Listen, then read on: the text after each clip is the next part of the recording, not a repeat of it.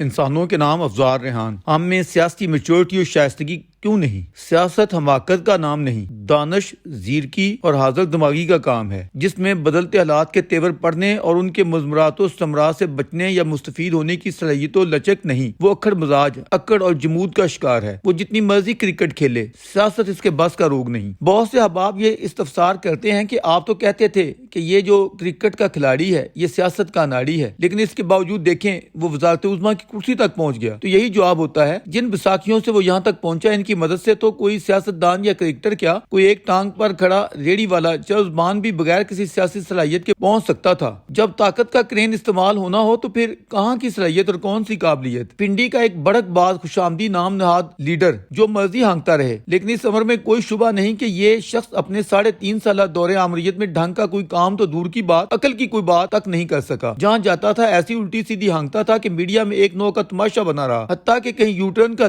لفظ سامنے آتا تو اس کا نام نامی اس میں گرامی دماغ کی سکرین پر نمودار ہو جاتا۔ اپنی عجیب و غریب حرکتوں یا حماقتوں کی وجہ سے اس نے اپنے نام کی اتنی بدنامی کروا دی کہ ایک روز درویش کے کزن نے آ کر درخواست کی، بھائی جان میں اپنا نام بدلنا چاہتا ہوں، آپ اس حوالے سے قانونی تقاضے پورے کروا دیں۔ حیرت سے دیکھتے ہوئے کہا، عمران بھائی آپ کا نام اتنا خوبصورت ہے کہ آپ نے سورہ آل عمران نہیں پڑھی، آپ اتنے دکھی کیوں ہو رہے ہیں اور ایسی بات کیوں کہہ رہے ہیں؟ اس پر میرا بھائی رنجیدہ ہو کر بولا کہ بھائی جان جس طرح ایک خراب مچھلی پورے جل کو گندا کر دیتی ہے، اسی طرح ایک شخص نے ہمارے اس اچھے نام کو بدنام کر کے رکھ دیا ہے، اس لیے آپ میرا نام جو بھی بہتر سمجھیں رکھ کر میری دستاویزات اس کی مطابقت میں بنوا دیں۔ درویش یہ رسمی اور لفظی بات نہیں کر رہا، پھر واقعہ اسے اس سلسلے میں بھائی کو قائل کرتے ہوئے خاصی مشکل پیش آئی۔ عرض مدعا یہ ہے کہ آپ جو بھی ہیں، چاہے کتنے بڑے سے بڑے رتبے پر پہنچ گئے ہیں، لیکن اپنے اندر کی انسانیت کو کبھی نہ گنوائیں۔ یہ زندگی 4 دن کی ہے، اس میں اپنی اکڑ پھوں اور تلی و خود نمائی کے لیے دوسروں کے خلاف منافرت پھیلاتے ہوئے حقارت میں اس حد تک نہ چلے جائیں کہ باقی سب کیڑے مکوڑے یا چور چکے ہیں، بس آپ ہی کوئی انوکھی یا ماورائی مخلوق ہیں۔ آپ کبھی ٹھنڈے دماغ اور حوصلے کے ساتھ تنہا بیٹھ کر سوچئے کہ آپ اپنے مد مقابل یا اپنے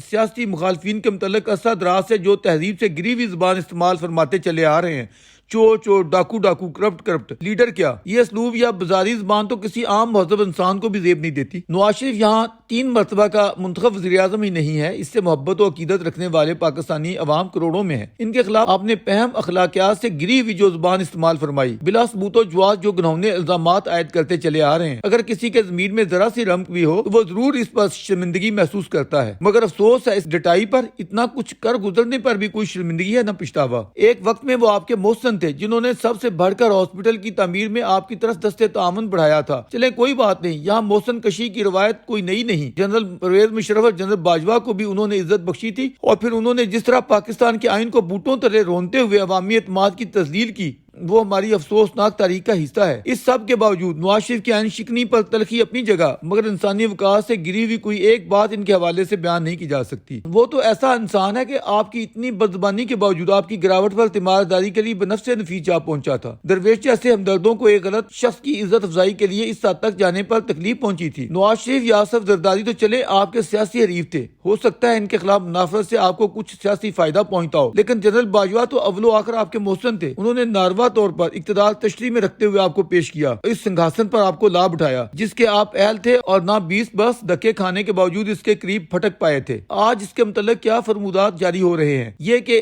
ایک جیسا ملک کو برباد کرنے والا کوئی ملک دشمن پیدا نہیں ہوا، اور یہ کہ مجھے ہٹانے سے بہتر تھا کہ اس ملک پر ایٹم بم گرا دیا جاتا۔ چلیں یہ سب باتیں تو ماضی کا حصہ ہو گئیں۔ آپ نے اپنی مرضی سے پنجاب اور کے پی کی اسمبلیاں تڑوائیں اور ہر 2 صوبوں کے نگران وزرائے اعلیٰ آئین و قانون کے مطابق تعینات کیے گئے۔ سید محسن نقوی جیسے ہونہار اور حال دل عزیز صحافی کو پنجاب کا نگران وزیر اعلیٰ بنایا گیا۔ ان کی ساری زندگی ہمارے سامنے ہے، وہ چودھری پرویز رائی کی بہن کے داماد ہیں۔ اس پس منظر میں چودھری صاحب کی مخالفت ہماری تہذیبی اقدار کے ہی خلاف ہے، جبکہ آپ اور آپ کی پارٹی جس نوع کی زبان استعمال فرما رہے ہیں، بدترین مخالف، بڑا دشمن، دشمن کا بیٹا، باجوہ کا کرندہ، میری حکومت گرانے کا امریکہ کے بعد سب سے بڑا کلپرٹ۔ ان الزامات کے بعد اس شخص کے ذہنی لیول کو سمجھنے میں کوئی کمی رہ گئی تھی تو وہ پوری ہو جانی چاہیے۔ اب آپ اس کے خلاف کورٹ میں جائیں، منفی پروپیگنڈے کریں یا جلوس نکالیں، محسن نقوی کی نگرانی کا دورانیہ پکا ہے۔ بشمول شہباز شریف، آپ لوگوں نے جس طرح سرکاری ملازمین کو اس نگران کی ذمہ داری پر لانے کے لیے جو نام بجوائے، اس سے آپ دونوں کے پولیٹیکل میچورٹی کو جانچا یا پرکھا جا سکتا ہے۔ اندوں کو بھی نظر آ رہا تھا کہ محسن نقوی کے علاوہ الیکشن کمیشن کے پاس کوئی دوسرا موضوع شخص اس ذمہ